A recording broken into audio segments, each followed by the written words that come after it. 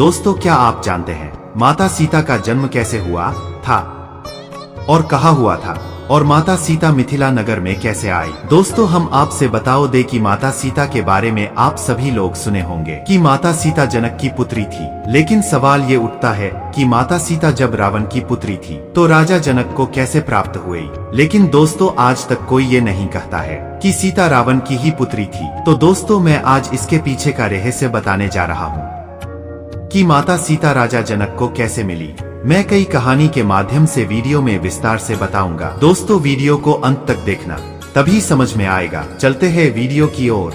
हम सभी जानते हैं देवी सीता मिथिला के राजा जनक की ज्येष्ठ पुत्री थी, इसलिए उन्हें जानकी भी कहा जाता है। उनकी माता का नाम रानी सुनैना था। जनक नंदिनी माता सीता का जन्म कैसे हुआ, क्या है जन्म की पौराणिक कहानी? इस संबंध में अलग अलग कथाएं मिलती है। आओ जानते हैं कि माँ सीता का जन्म कैसे हुआ था। वाल्मीकि रामायण के अनुसार एक बार मिथिला में पड़े भयंकर सूखे से राजा जनक बेहद परेशान हो गए थे।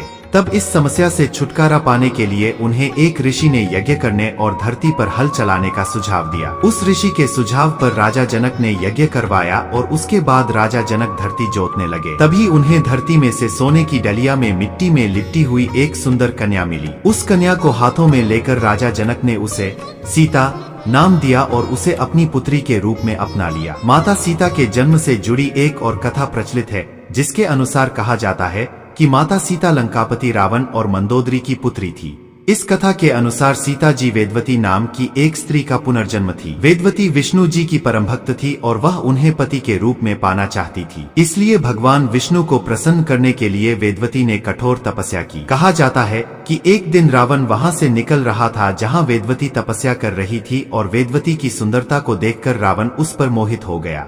रावण ने वेदवती को अपने साथ चलने के लिए कहा, लेकिन वेदवती ने साथ जाने से इनकार कर दिया। वेदवती के मना करने पर रावण को क्रोध आ गया और उसने वेदवती के साथ दुर्व्यवहार करना चाहा। रावण के स्पर्श करते ही वेदवती ने खुद को भस्म कर लिया और रावण को श्राप दिया कि वह रावण की पुत्री के रूप में जन्म लेंगी और उसकी मृत्यु का कारण बनेंगी। कुछ समय बाद मंदोदरी ने एक कन्या को जन्म दिया, लेकिन वेदवती के श्राप से भयभीत रावण ने जन्म लेते ही उस कन्या को सागर में फेंक दिया। जिसके बाद सागर की देवी वरुणी ने उस कन्या को धरती की देवी पृथ्वी को सौंप दिया और पृथ्वी ने उस कन्या को राजा जनक और माता सुनैना को सौंप दिया। जिसके बाद राजा जनक ने सीता का पालन पोषण किया और उनका विवाह श्री राम के साथ संपन्न कराया। फिर वनवास के दौरान रावण ने सीता का अपहरण किया, जिसके कारण श्री राम ने रावण का वध किया और इस तरह से सीता रावण के वध का कारण बनी।